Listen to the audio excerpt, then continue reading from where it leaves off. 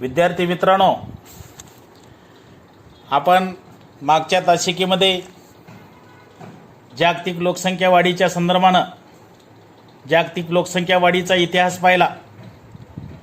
कोणत्या कोणत्या टप्प्यामध्ये कशा पद्धतीने जगाची लोकसंख्या वाढत गेली हा त्या ठिकाणी आपण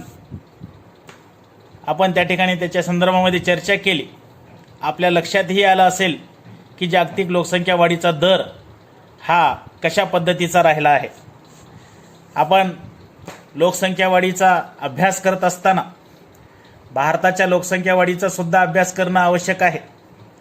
आपल्या सिलेबसला सुद्धा भारताच्या लोकसंख्या वाढीच्या संदर्भानं त्या ठिकाणी दिलेलं आहे आणि म्हणून आपण आज भारताच्या लोकसंख्या वाढ भारतातील कशी झाली त्या संदर्भामध्ये आज चर्चा करणार आहोत. भारतातील लोकसंख्या वाढीचा इतिहास अगोदर आपण पाहावा लागेल. म्हणून भारताच्या लोकसंख्या वाढीचा इतिहास पाहत असताना जगाच्या 2.4% क्षेत्रफळ असणाऱ्या भारतामध्ये जागतिक लोकसंख्येच्या 16.7% लोकसंख्या असलेली आढळून येते. बघा, भारताची लोकसंख्या ही फार मोठ्या प्रमाणात आहे असं या ठिकाणी आपल्याला दिसून येईल. जगात लोकसंख्येच्या बाबतीमध्ये आपला देश दुसऱ्या क्रमांकावर आहे. इतक्या कमी क्षेत्रामध्ये इतकं कमी क्षेत्र म्हणजे किती? 2.4%. इतक्या कमी क्षेत्रामध्ये इतकी जास्त लोकसंख्या हे जरी शंकास्पद वाटत असले तरी या ठिकाणी आपल्याला वास्तव आहे हे मान्य केलं पाहिजे. डॉक्टर किंग्सले डेव्हिस व डॉक्टर प्राणनाथ यांनी प्राचीन काळातील भारताच्या लोकसंख्येविषयी काही अंदाज व्यक्त केलेले आहेत. त्यांच्या मते इसवी सन पूर्व 300 मध्ये भारताची लोकसंख्या 10 ते 14 कोटीच्या दरम्यान होती व ती इसवी सन 1600 पर्यंत जवळपास स्थिर होती. आपण मागेही उल्लेख केला की भारताची लोकसंख्या सुद्धा 1600 पर्यंत स्थिर असलेली आपल्याला दिसून येते. वरील कालखंडामध्ये जरी लोकसंख्येमध्ये चढउतार झाले असले तरी त्याविषयी निश्चित माहिती उपलब्ध नाही. या कालखंडामध्ये भारतात जन्मदर व मृत्यूदर उच्च होता. मृत्यूदर उच्च असण्यास कारणे म्हणजे काय तर दुष्काळ असेल, साथीचे रोग असतील, वेगवेगळ्या नैसर्गिक आपत्त्या असतील, त्या कालखंडामध्ये होणारे युद्ध असतील, या सर्व गोष्टीमुळं त्या ठिकाणी मृत्यूदर हा जन्मदरापेक्षा किंवा जन्मदराप्रमाणेच काय होता तर उच्च होता. त्यामुळे जन्मदर उच्च असूनही लोकसंख्येमध्ये वाढ झालेली नव्हती. भारतात 1871ला जनगणना घेण्यास सुरुवात झाली. त्याच्या अगोदर जनगणना व्हायची नाही. त्यामुळे तेथून पुढे मात्र निश्चित अशा आकडेवारीच्या आधारे भारतातील लोकसंख्या वाढीच्या विषयी या ठिकाणी माहिती मिळते. आपण जर पाहिलं तर 1901 पासून या ठिकाणी टेबलमध्ये जर आपण माहिती पाहिली तर 1901 पासून लोकसंख्येतील झालेली वाढ या ठिकाणी सांगता येईल.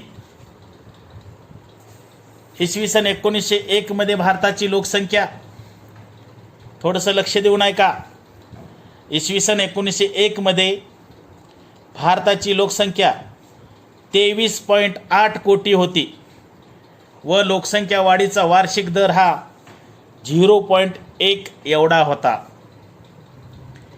त्यानंतर लोकसंख्या वाढीचा दर 0.56% इतका किंवा एवढा झाला.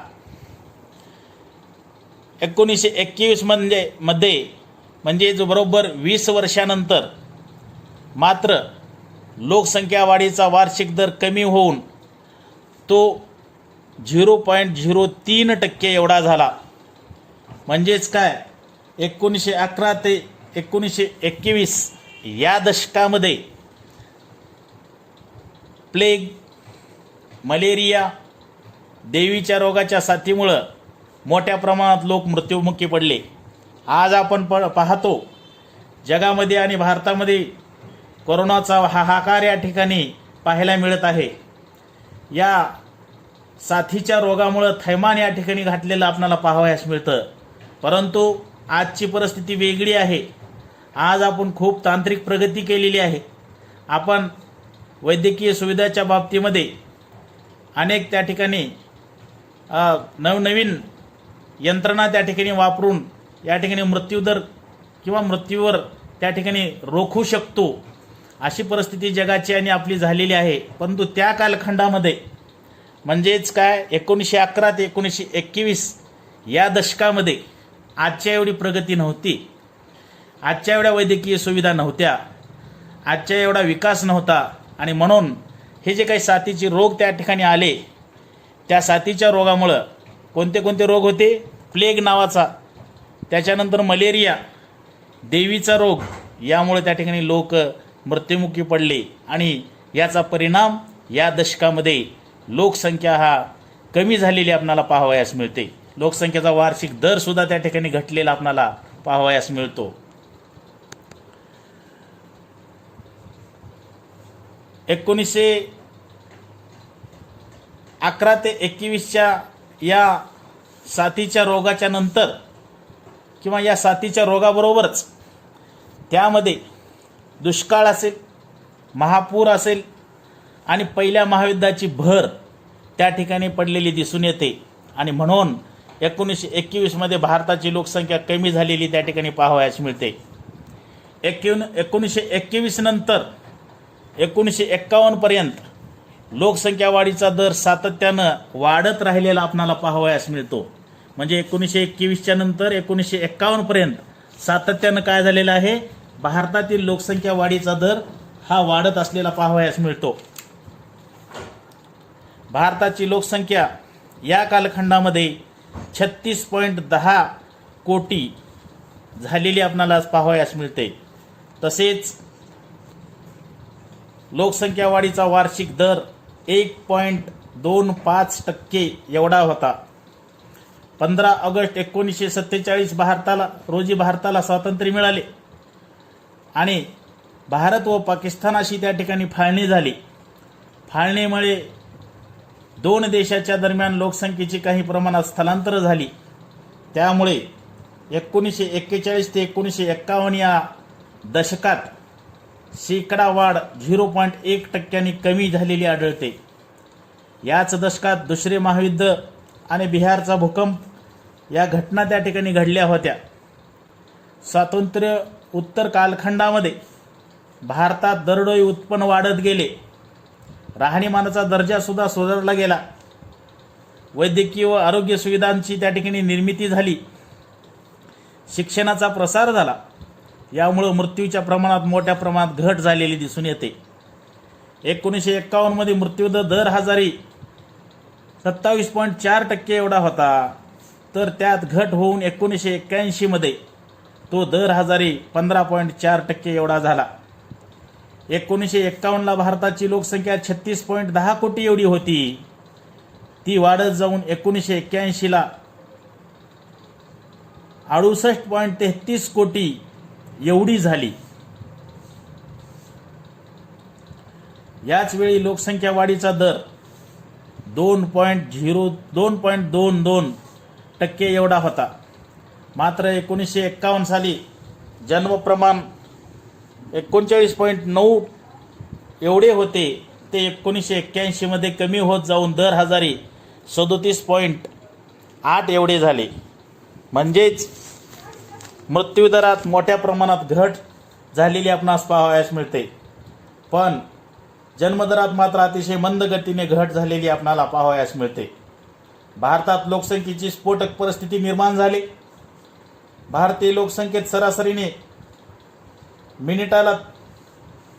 मिनिटात 30, दिवसात किंवा वर्षाला 1.6 कोटी व्यक्तीची भर पडते, असं त्या ठिकाणी लक्षात आलं. वरील प्रश्नाचे गांभीर्य लक्षात घेऊन भारत सरकारने लोकसंख्या वाढ रोखण्यासाठी अनेक उपाययोजना त्या ठिकाणी प्रभावीपणे अंमलात आणल्या आणि तसा प्रयत्न भारत सरकारने केला. त्याचा परिणाम म्हणून लोकसंख्या वाढीचा दर जो आहे 1991मध्ये 2.14% होता, तो कमी होऊन 2001ला 2.13% एवढा झाला. ही फार मोठी लक्षणीय घट म्हणता येणार नाही. उलट लोकसंख्येचे नियंत्रण करण्यामध्ये सरकारला अपयशच आले आहे असं आपणाला म्हणावे लागेल. 2001च्या जनगणनेनुसार भारताची लोकसंख्या 102.7 कोटी असून जन्मदर ही 25.4% व मृत्यूदर हजारी 8.4% एवढा होता. याच वेगानं जर भारताची लोकसंख्या वाढत राहिली तर 2016 मध्ये 126.4 कोटी एवढी लोकसंख्या वाढ होईल असा अंदाज त्या ठिकाणी व्यक्त केला गेला होता. युनायटेड नेशनच्या अंदाजानुसार भारतामध्ये 2050 मध्ये जगाची लोकसंख्या 957 कोटी होईल असं त्या ठिकाणी सांगण्यात आलं व भारत देश चीनला पाठीमागे टाकून या ठिकाणी भारतामध्ये 162.3 कोटी लोकसंख्या होईल असा या ठिकाणी अंदाज व्यक्त करण्यात आलेला आहे. 2050 मध्ये चीनची लोकसंख्या 155.6 कोटी एवढी असेल तर भारताची लोकसंख्या 162.3 कोटी एवढी असेल. म्हणजे भारत हा देश त्या ठिकाणी लोकसंख्येच्या बाबतीमध्ये क्रमांक 1चा देश झाल्याशिवाय राहणार नाही असं या ठिकाणी सांगण्यात येत आहे. भारतातील लोकसंख्या वाढीचे गांभीर्य लक्षात घेऊन त्याचे दुष्परिणाम टाळण्यासाठी भारतीय जनतेने व भारत सरकारने प्रबळ इच्छाशक्तीद्वारे लोकसंख्येचे नियंत्रण करणे गरजेचे आहे असं या ठिकाणी आपणाला म्हणता येईल. विद्यार्थी मित्रांनो, आज आपण या ठिकाणी भारतीय लोकसंख्या वाढीचा इतिहास किंवा लोकसंख्या कशा पद्धतीने वाढत गेली या संदर्भामध्ये आज आपण माहिती पाहिली. आज आपण या ठिकाणी थांबूयात. यानंतरचा भाग आपण पुढच्या तासिकेला घेणार आहोत. धन्यवाद.